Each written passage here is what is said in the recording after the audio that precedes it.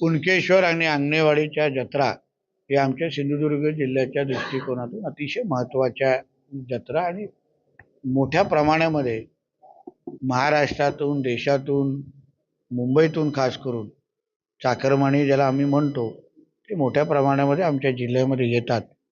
आणि म्हणून दरवर्षीप्रमाणे याही वर्षी नियोजन असो किंवा स्थानिक ग्रामस्थांशी स्थानिक मंडळाची चर्चा करून, देवस्थानाच्या लोकांशी चर्चा करून नियोजनामध्ये कुठला अभाव राहता कामा नये, किंबहुना गेल्या वर्षापेक्षा ह्या वर्षाचं नियोजन अजून उत्तम व्हावं, नागरिकांच्या गैरसोयी कमी व्हाव्यात, या दृष्टिकोनातून आज मी त्याची आढावा बैठक जिल्हाधिकारी होते आणि सगळे खाते प्रमुख होते त्यांच्याबरोबर घेतलेली आहेत.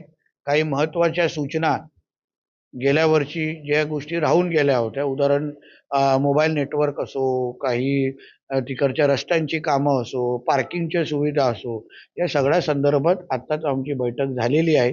आता परत एक बैठक 25 जानेवारीच्या जवळपास घेऊ आणि मग 5 फेब्रुवारीला त्या स्पॉटवर जाऊन घेऊ आणि नंतर कुणकेश्वरच्या जवळ आपली यात्रा आल्यावर घेऊ आणि ह्या माध्यमातून टप्प्याटप्प्याने चांगल्यातलं चांगलं नियोजन या दोन्ही यात्रांचं कसं होईल त्या दृष्टिकोनातून आम्ही पावलं उचलायला सुरू केलेले आहे.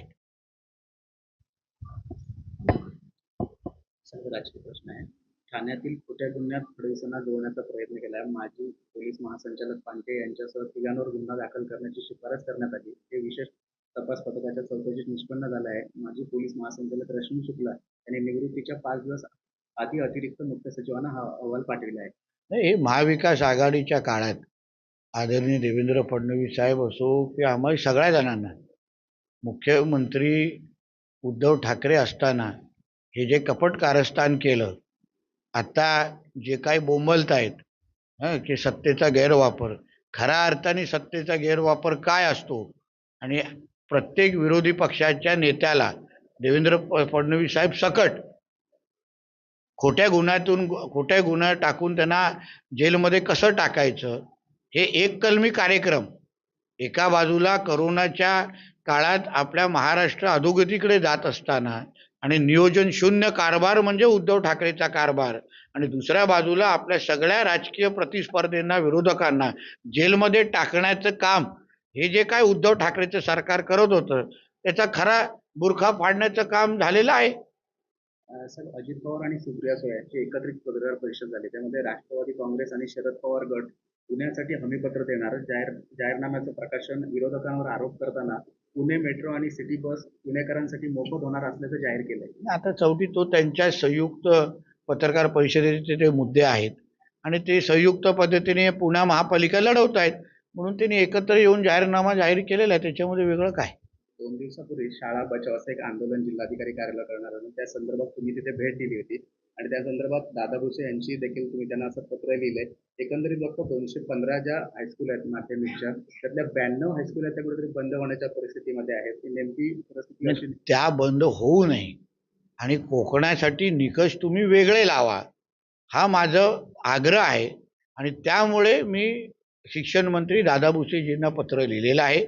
माझा प्रामाणिक प्रयत्न राहील की आज आपल्या सिंधुदुर्ग जिल्ह्यामध्ये जिथे साक्षरतेचे प्रमाण आपलं फार चांगलं आहे, त्याचबरोबर आपल्या गावागावामध्ये असलेल्या शाळा त्या कुठल्याही परिस्थितीमध्ये बंद होता कामा नये. आणि शासन म्हणून काही चुकीचे निर्णय असतील किंवा चुकीची माहिती दिली गेल्या असल्यामुळे जे निकष तुम्ही मराठवाडा, पश्चिम महाराष्ट्र, विदर्भाला लावता ते तुम्ही कोकणाला लावूच शकत नाही. आणि त्याचमुळे त्याचा पाठपुरावा म्हणून मी एक पत्र लिहिलेलं आहे आणि याही पुढे बैठका शासन दरबारी होणार आहेत. सर, एक शेवटचा प्रश्न आहे. आज मुंबईमध्ये तुमची DVD चाळला 6 वाजता सभा होती. माझ्या 12 ठिकाणी सभा आहे. असं आहे, सगळीकडेच मुंबईमध्ये मुंबई महापालिकेची निवडणूक लागलेली आहे आणि सगळीकडेच प्रचाराच्या निमित्ताने भारतीय जनता पक्ष आणि महायुतीचा प्रतिनिधी कार्यकर्ता म्हणून सगळीकडेच जाणार आहे. मुंबईमध्ये आदित्य ठाकरेंवर तुम्ही काय बोलणार असं सगळ्या मुंबईकरांचं लक्ष लागलंय. आदित्य ठाकरेवर मी काय बोलतो हे मुंबई आणि महाराष्ट्राने ऐकलेलं आहे, आवाजासकट ऐकलेलं आहे, म्हणून दुसरं काय बोलणार. खऱ्या अर्थाने वरळी BDD चाळ असेल किंवा वरळी मतदारसंघ असेल, अवघ्या 6,000 आदित्य ठाकरे निवडून आलेला आहे. 6 म्हणजे काट्यावर पास झालेला विद्यार्थी आहे.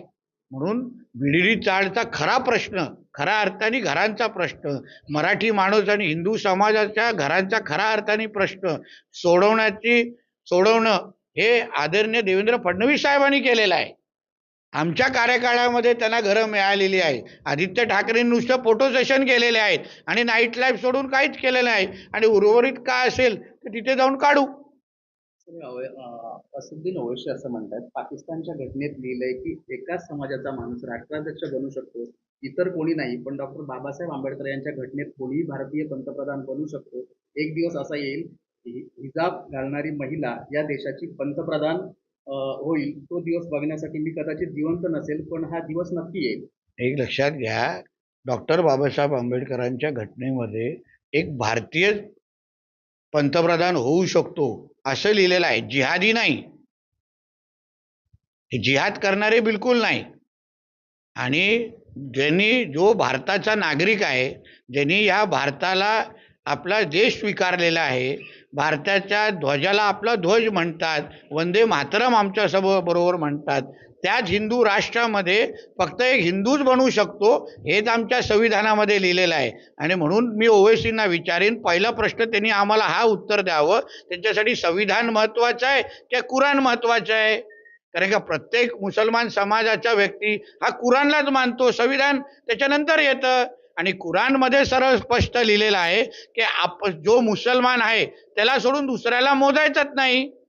आणि म्हणून ओवैसीला सांगीन, जास्त संविधानाबद्दल तू थोबाड उघडू नको, नाहीतर डॉक्टर बाबासाहेब आंबेडकरांचे इस्लामबद्दल काय विचार आहेत ते आम्हाला जाहीर करायला लागतील. आणि मग तोंड दाखवण्यासाठी पण जागा राहणार नाही. मग पाकिस्तानमध्ये बसलेल्या अब्बाकडे जायला लागेल, नाहीतर तिकीट आम्ही काढून देऊ. आणि म्हणून स्वप्न बघत राहा, देशाचा पंतप्रधान महाराष्ट्र आणि प्रत्येक पदावर हा हिंदू समाजाचाच व्यक्ती बसेल, बाकी कुठलाही जिहादी बसणार नाही.